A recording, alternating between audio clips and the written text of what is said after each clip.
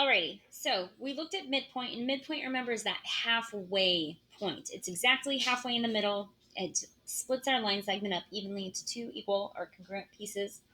So what happens if I want to find a fourth of the way or a third of the way between my endpoints? That's going to be a little bit different, and we call that fractional distance because I'm only going a fraction. And I mean, midpoint is technically a fraction as well, but these are going to be fractions that are not 1/2.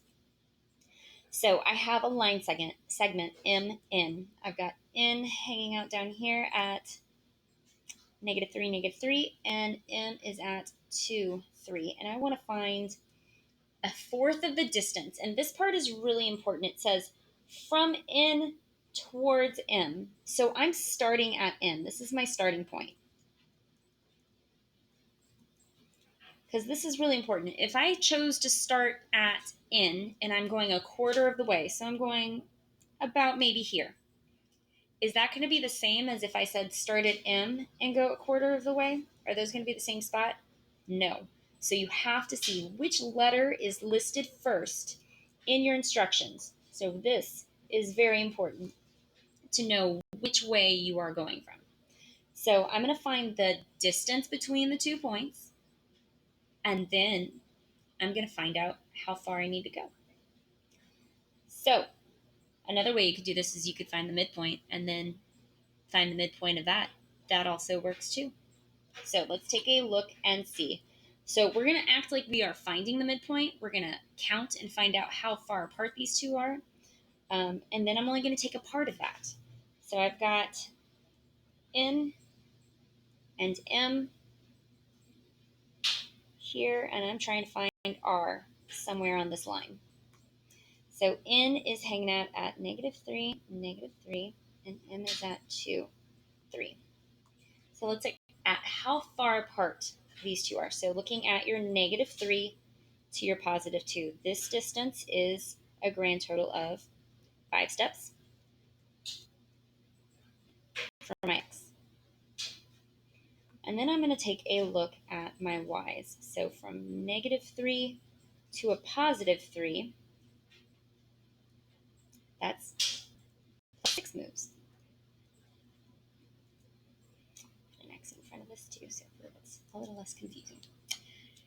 So I want to go a quarter of those moves. I don't want to go that far. So I'm going to take that length, that how many moves I'm taking, and I'm going to divide it by 4, or 1/4.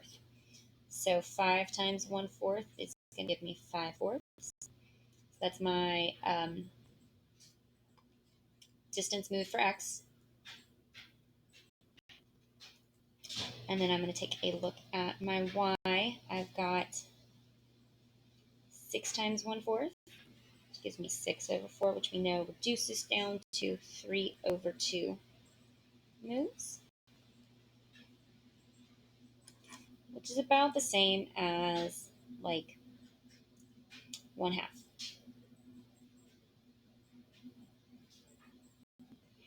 Okay. And for 5/4, this actually reduces down to, or if you like decimals, is 1 1/4. So from my N, that's where I am moving from, I'm going to look at -3, and I'm only going to go 1.25. So -3 plus 1.5. So that gives me -2, -1.75, so 1.75. And then for my Y's, I'm going to go 1.5. So from -3 plus 1.5, it's going to give us -1.5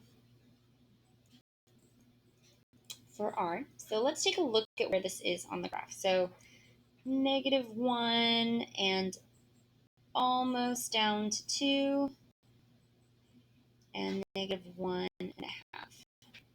So approximately, this is where R is hanging out at -1.75, -1.5. I find the decimals are easier if you really